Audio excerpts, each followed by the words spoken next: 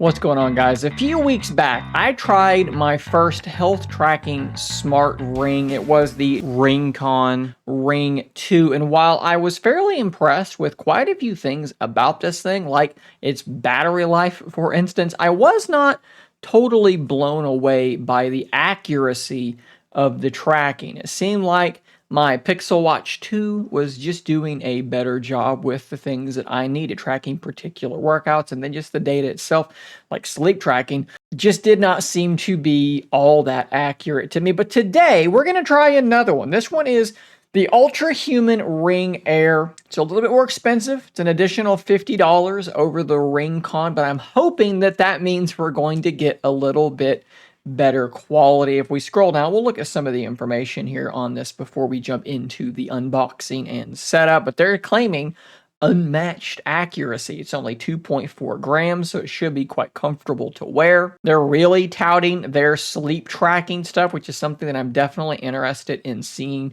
for myself, comparing it to what you get with your Pixel Watch with the Fitbit application. The dynamic recovery stuff, that's something else that I'm really interested in. I like the readiness score that I get in my Fitbit application. I'd love to see how this compares. So this video is probably going to span like a week of total time, but for this first part, I've got it in. I'm going to unbox it and let's do the setup. So the first thing you're going to get is this sizing kit.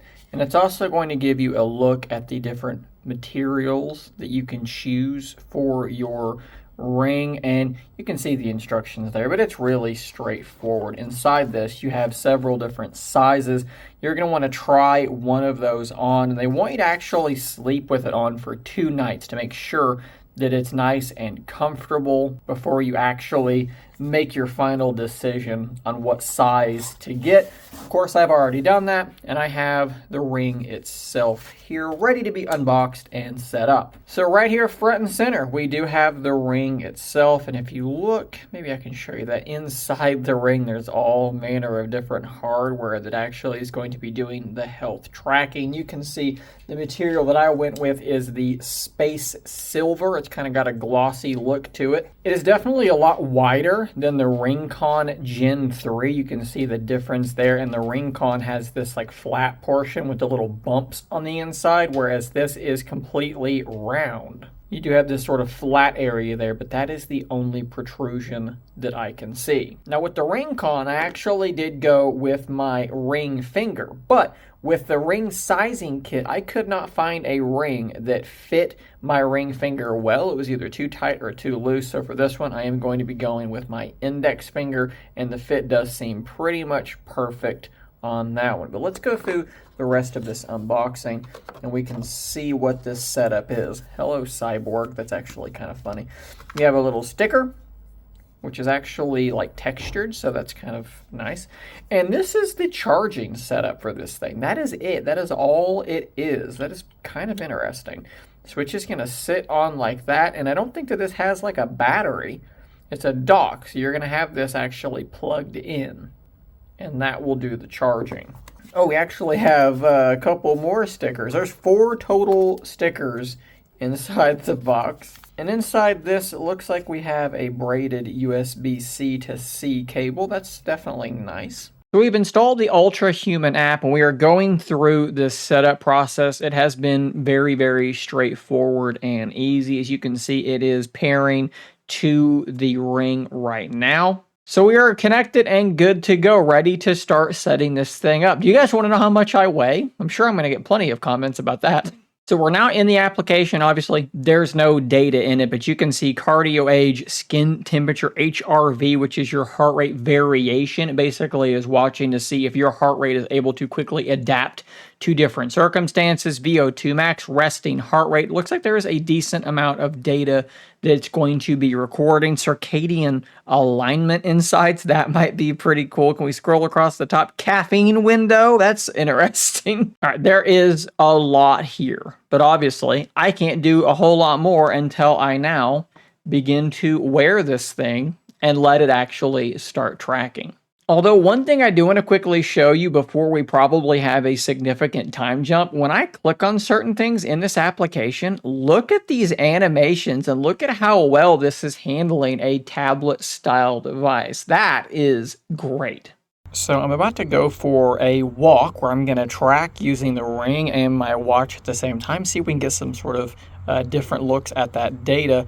And what I'm seeing here that actually makes me very happy is that whenever you go to start a workout, you have a whole bunch of different workouts that you can do. One of my biggest problems with the Ring-Con was that there were only like 2 or 3 things that were in the workout list. So really good job on this one. Let's grab the leash and get started on a walk.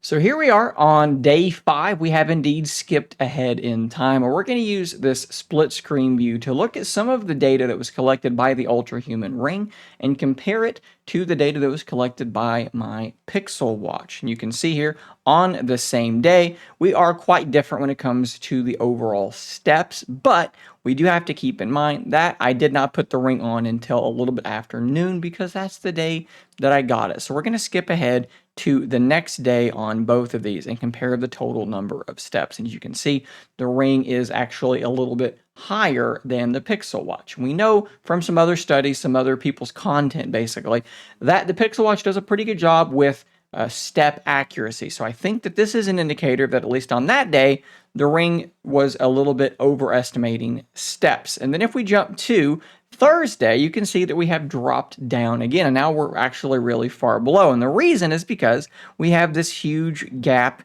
in the middle, and there is a really good reason for that. Despite the fact that they quote up to 6 days of battery life and 90 minutes to charge, what I got here was a day 1, day 2, and then day 3, the thing was basically already dead. So not even 3 days. And then it took over 2 hours to charge this ring. I actually found that to be quite disappointing. So going from about noon on Thursday, then you got Friday, and then you have today. Let's actually take a quick diversion and see how much battery we have on the ring. So as you can see here, we're sitting at about 58%. So maybe that initial kind of discharge time, even though it was fully charged, maybe that's going to be a lot shorter than you're typically going to get from this. I would say rather than up to 6 days, I would guesstimate closer to 4 days. And then instead of 90 minutes to charge, guys, like I said, it took me a full 2 hours to charge, and it did charge very, very slowly in terms of the wattage, as you can probably see on the screen now. Getting back to the steps, though, this was yesterday, and again, there is a fairly, actually huge departure in terms of how these steps were counted. You can see that the peaks line up pretty well, but yeah, 6909 versus 4145, and as you can see, there aren't any gaps there. I was wearing the thing all day long, so I would say step counting is a little bit wonky for me. So the next section that we'll look at is this stress tracking section. In my experience, these things have been pretty much useless for me. They almost never bear any resemblance to reality. But let's switch back to a day that was a full day, and we'll scroll down, and you can see here that it does think I was relaxed 75% of the time, but a little bit stimulated, as it puts it, 21% of the time, and it seems to virtually never think that I am actually stressed. And let me just tell you, that is not accurate at all. I am absolutely stressed at least some of the time. So maybe you will find some usefulness with this feature of the Ultrahuman Ring, but for me, this just doesn't really do a whole lot for me. So we also have this dynamic recovery score, which I reckon is meant to be fairly similar to the daily readiness score for these Fitbit devices. And while I do appreciate that it uses a lot of different things here, from your resting heart rate to your HRV, your sleep index, your temperature, all of these things to try to kind of predict how you're actually going to be feeling. And there's a lot of data here right on that screen. I do find that I don't agree with it as frequently as I do with my readiness score on the Fitbit application. You can see today they are at a very, very broad disagreement about how I should be feeling. And if I'm being honest, I didn't have such a great night's sleep last night, and I think I actually slept really, really well. We'll talk about sleep tracking here in just a little bit. I would say that I'm definitely not at a 92. I'm definitely not at the best place that I've been in the last 4 days of tracking. If we go back to yesterday, they're definitely closer to being in agreement. But if I go back one more day past that, they are once again pretty darn far apart. So I like that there's a lot of data, but for me, this doesn't seem to be super accurate. So let's talk about sleep tracking because it's a little bit of a mixed bag for me. There's good and there's bad. So if we look at last night's sleep and let's scroll down, you can see that I was awake for a long period of time there around 3 o'clock to a little bit after 4, something like that. And that's accurate. It actually thinks I fell asleep at parts of that. I don't think that's completely accurate because I was actually laying in bed on my phone because I could not sleep. I know that's a bad thing to be doing, but it is what it is. On the flip side, though, the Fitbit occasionally does this thing where it just does not properly track my sleep and it doesn't give me my categories. Like you can see here, awake, REM, light sleep, and deep sleep. It just did not give me those things last night. And if I go back a day, you'll see what this is normally supposed to look like, how much more granular it is. And if I click on benchmark, I can actually see those, like I said, sort of granular categories that I don't have access to for last night. It just does this occasionally. And in the last 4 days, it's done it twice. Whereas the Ultrahuman ring doesn't seem to have those sorts of problems. And there's a lot of data here. If we go back up to the top, I'll just kind of go through all of this and you can see, how many different index contributors they have. You have your categories, you have your movement. You can see how much movement there was around that same time. You have your lowest heart rate, which actually shows about what time you got into your deepest portion of sleep, your HRV, your grogginess score, your alertness trend. You can see that it's for some reason missing 2 days, but today it does seem to say that I'm well outside my optimal zone, which I think is probably accurate. Tosses and turns, oxygen saturation, my temperature over time. Again, that period of time that I was awake, my temperature actually visibly dropped, and that's all pretty interesting. But if we go back up and let's actually compare a day that the Fitbit tracked correctly and a day that the Ultrahuman obviously did what it can do, and let's look at this section here compared to here, and I think you'll see kind of the biggest thing for me. Look at the little white sections here that show my awake times, and then look at the kind of gold color over here, which shows the same thing. Clearly, the ring is missing a whole bunch of awake time, and it's actually adding a ton of REM sleep that the Pixel Watch does not think that I am getting. So there is a rather large disparity between how they are sort of interpreting the data that they are getting. You can see here awake time 40 minutes. The ring thought I was only awake for 17 minutes. And let me just tell you, I am a very poor sleeper. There's no way that I was only awake for 17 minutes on Friday. That's just absolutely not going to be the case. So, like a lot of things we're going to see as we go through these different categories, it has a lot of data. They hit you with a lot of data, but I don't know how often that data is spot on accurate.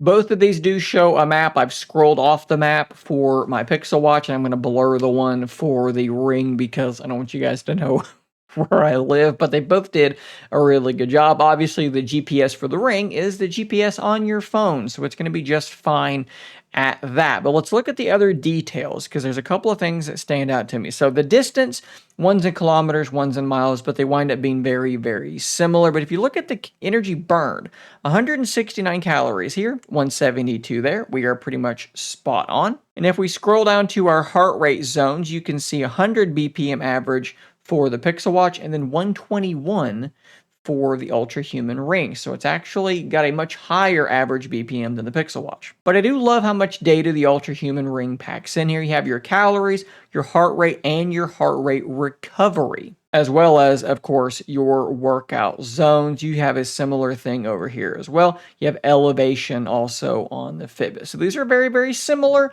with the heart rate being slightly different. But if we look at this instance of kickboxing / boxing, it's just boxing. I'm playing a VR boxing game, and I set it to a pretty high difficulty level. I'll do 5-minute rounds, and I try to really, really push the pace. I think in this instance, I was actually outside in a very large quote-unquote ring, and I'm doing a lot of movement. I really try to push my heart rate really hard in these little sessions, and as you can see, The Pixel Watch had me at 153 BPM and the Ultrahuman Ring had me at 114. And I can tell you that is 100% not correct. For as hard as I was going, as much movement as I was doing, there is no way that that is anywhere close to accurate. And because of that, 122 calories versus 58 calories, it is really far apart. Now, maybe that's because I'm gripping a controller in my hand and maybe that's throwing things off. I don't know. But when I'm moving around a lot and the heart rate is really high, this thing does not do a great job of keeping track of that high heart rate. I do want to point out though, here on the timeline, you can see these little things that are popping up and it's going to give you these notifications throughout the day. And they'll tell you things like, hey, you're okay to start drinking caffeine now. You should start tapering off your caffeine intake. Now, it's trying to track your habits and give you advice throughout the day. And normally I don't like that kind of stuff, but I actually kind of like it on this ring. It does feel like it's trying to help you and the advice it's giving might actually be useful. I like how the application handles being on a tablet style device, actually with this nice animation using this dual panel layout. There are several things that I really like about this ring. It's very comfortable. It's very lightweight. I honestly forget that I have it on all the time, and that does make it really easy to wear it, obviously. Like, okay, it's still a ring, so there are problems. I do occasionally play guitar, and I have to move it from one finger to the other, to my right hand, so otherwise it's pressing up against the neck of the guitar, and that's annoying. So there are still activities where a ring is just not the best solution. A watch is probably just going to be more out of the way, but by and large, I do like the fit, the finish of the ring.